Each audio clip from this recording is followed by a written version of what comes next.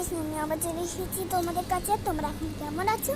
তো খুব ভালো আছি, তোমরা বুঝতেই পারছো। আমি এখন ছাদে আছি। তোমরা কখনো আমার ছাদটা দেখোনি, তোমাদের একটু ঘুরিয়ে দেখিয়ে দিই, চলো।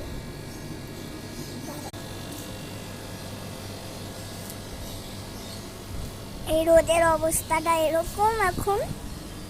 আমি এখন ছাদে আছি। আমার সাথে একটা আমার ঠাকুমাও আছে।